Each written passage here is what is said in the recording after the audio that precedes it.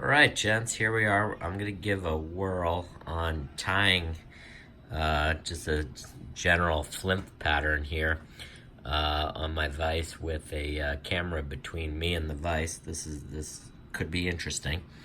But I have in the vise just a standard dry fly hook, partridge, size 12. And we're going to use silk, of course, to tie the body. In this case, you can see, hopefully here, kimono silk from Superior Threads. It's Japanese silk.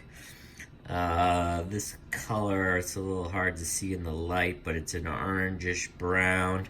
I like to call it sherry, because I like to drink sherry.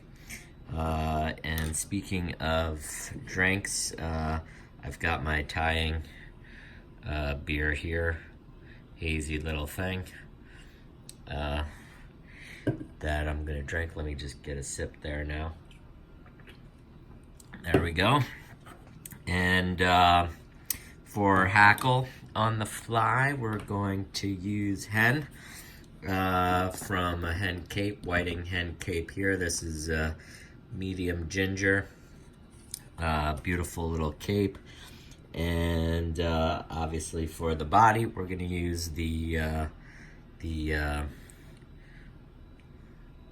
little dubbing ropes that we made the other day on the Clark spinning block. Here's the block again, beautiful block from Rob at Creekside Kabari, shop on Etsy. And then we're gonna, a little bit of wax, we're gonna wax the silk. I'm gonna do that right now. I'm just gonna pass the silk through the wax a few times. Get it a little bit tacky. Whoops, sorry. Wax fell off my finger there. Get the thread a little wax on there. And then I'm gonna spool it back up. And we're gonna get going. So we're just gonna tie the basic Flymph pattern according to the instructions. I'm not following a particular fly recipe. I'm just sort of riffing off the concept here. But I'm gonna tie it in the sequence in the way in which Jim Leisenring outlines in The Art of Tying the Wet Fly. He does mention in there liking a down eye hook. And I think we see later in particularly in the flies passed around by Heidi that he liked an upturned eye. But you know, I think you can use the hook you prefer. That's the key thing. I'm gonna start a little scooch behind the eye. I'm gonna just catch the thread and do three turns. And with the wax, that's on there, right? That's one of the beauties of wax, is that that's really locked in place now. So I'm just gonna clip that away. And then the next part of the fly, whoops, sorry, didn't mean to move the camera there. The next part of the fly is the tying in of the hackle. And hopefully you can see here, we have the hen feather. We're gonna tie it in by the butt end. And Jim mentions in there the side that you're going to wrap with to remove a few extra barbs. Hopefully you can see that as the place where you're gonna begin to wrap. And you're gonna tie that in directly at the point that you just left off. So I'm gonna do a little pinch wrap here and get it right on top there. And then another locking wrap. I'm gonna kind of check the feather here. This is there was a video that Rob shared with me by a Bill Callahan, where he sort of checks the feather at this stage to see how it's going to wrap. and see if it's gonna cooperate with him. And this one looks like it will. So we can bring it back up here, and then touching turns. And Jim says about 6 turns. I already lost count. Down the stem,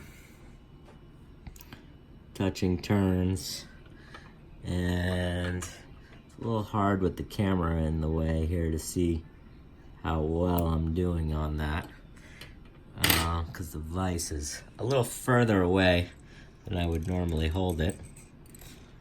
But let's see how we do here.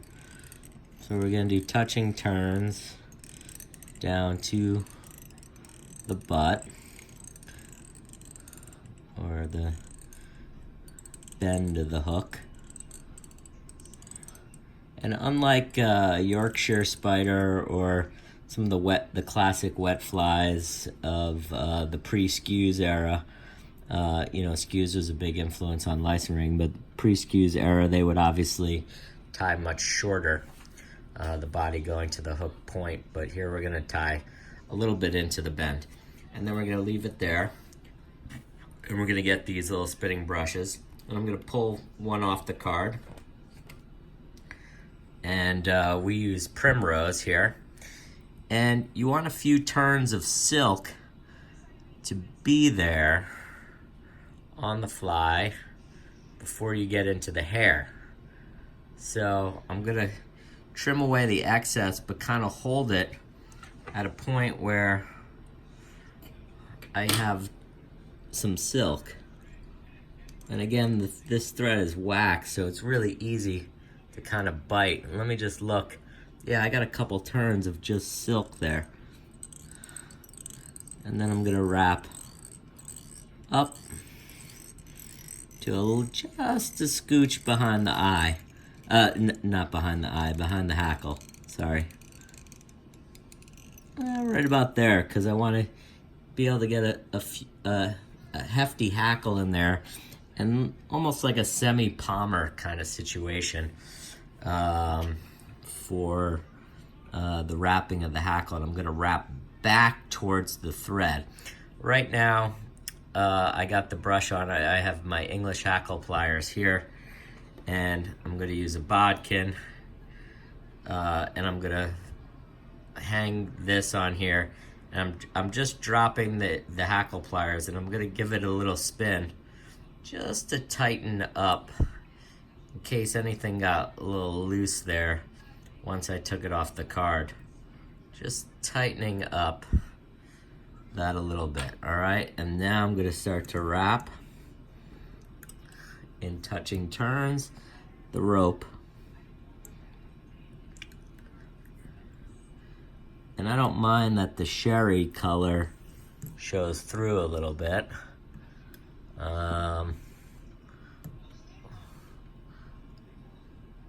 And we're starting to get into the hair. That may be a little bit earlier than I had hoped, but I'm not gonna back out now. But you can sort of still see it's buggy and it's furry, but you can see that primrose silk through it, and that's changing as we get further up, and you got thicker hair, and we're getting a little bit of a taper, a good kind of body shape, a little bit of taper to it.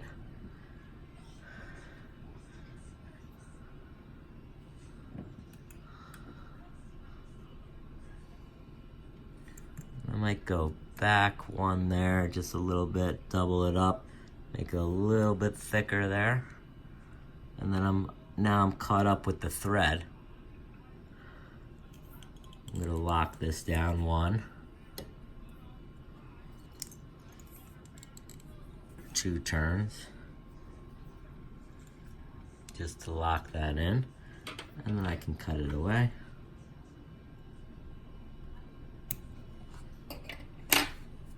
So we've made our body there now. And now comes a little bit of hackle wrapping. Just checking that hackle again. I'm gonna grab my hackle pliers these feathers are so long you don't even really need the hackle pliers. I'm going to try and guide it here a little bit.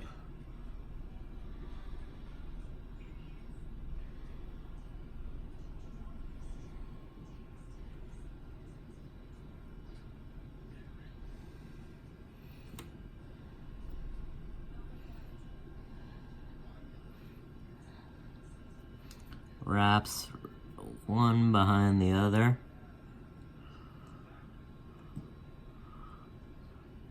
And like 3 or 4, you get like a little bit of a pommering effect of the hackle as you wrap back towards the thread. Let's just do one more for giggles. And then I'm gonna follow through with the thread to lock, and then do a little wiggle as you come forward through the hackle. And that creates a pretty durable tying in of the feather. I'm just gonna rip the feather away, actually, because it's so strong. And then what I do, and you can brush it back with hair, but I have a half hitch implement on the end of my whip finisher, and I just do that to pull all the hackle back. And I'm just gonna wrap that hackle, come a little bit forward. The heads are not like big heads, they were more like cone shape. So I'm gonna come back to that point there, and then I can do a 3-turn whip finish.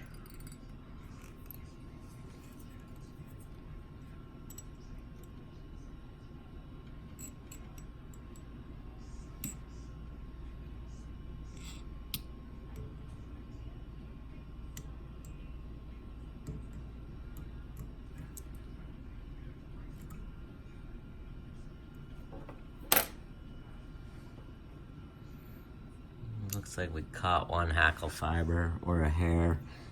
These are so buggy sometimes. You get, oh no, it's not caught, it's just sticking out there. And then we can snip the tying thread free. And there we have the fly.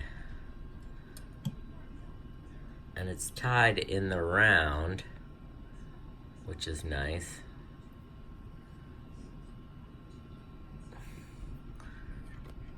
You can fluff it up, straighten out that hackle a little bit. But you can see, hopefully you can see the silk through, and the silk back there near the end. And that's your basic concept for a flymph. And this kind of style and this recipe for this pattern is, you know, fish dry to wet in the upper part of the water column.